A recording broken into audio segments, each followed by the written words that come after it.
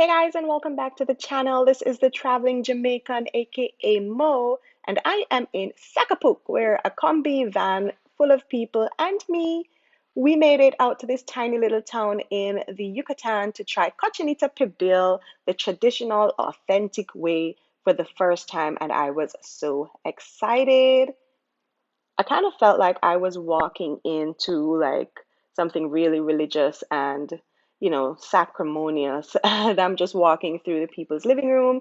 That's why I'm kind of, oh, we're outside now in the back and I'm kind of videoing everything else, but I wanted you to hear just a bit of the ceremony that's happening inside the house. Family members were gathered inside. They were singing and reading from a text. They were facing an altar, and it was just amazing to get an insider look at what the traditional ceremonies are like. And I was really happy at the opportunity to be able to experience them. So listen in on the songs.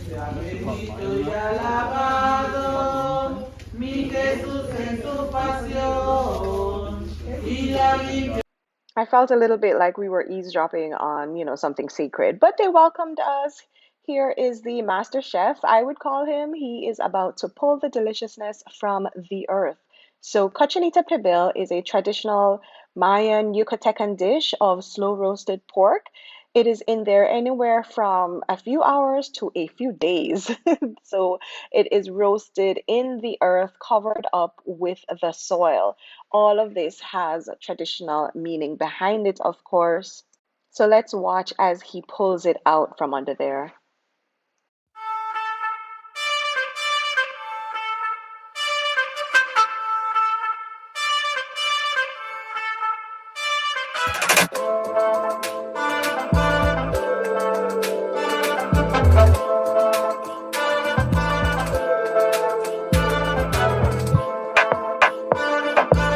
Okay, she didn't want to be on camera, so let me cut that clip short. So you can see that it was covered in dirt and earth first, and what was under there was like a metal sheet, a zinc fence, as we would say in Jamaica. And then under the zinc fence were these leaves, and then under the leaves, you can see the big roasting pan that he's about to pull up here. So it was under there, definitely under there, under a few layers roasting away slowly. So you can imagine the flavor and the tenderness of this meat. Let me tell you, some more run lele water. All the Jamaicans know exactly what I mean.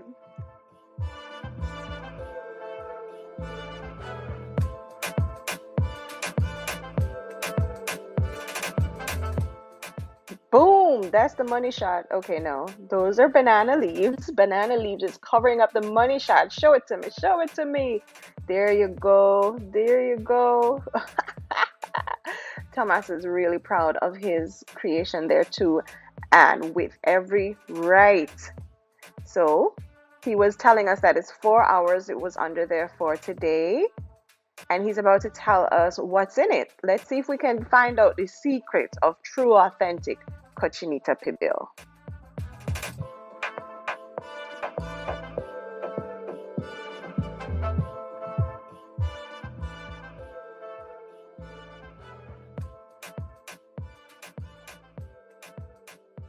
¿Quieres algunos de los ingredientes?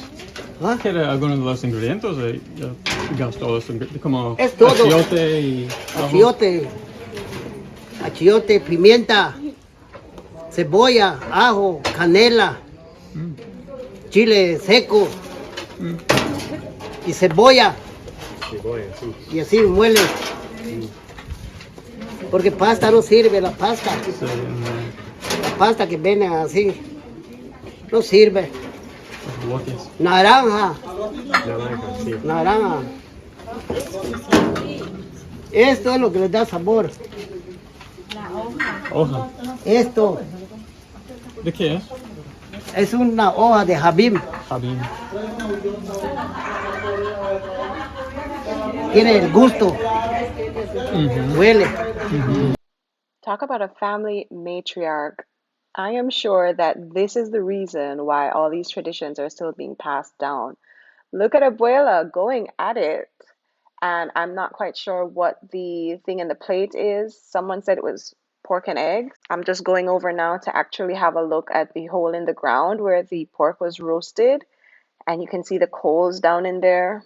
I expected it to be deeper. I don't know why, but it certainly got the job done. Listen, the Cochinita Pibil that I have been having in Merida, it is the fake. It is the fake. It's not.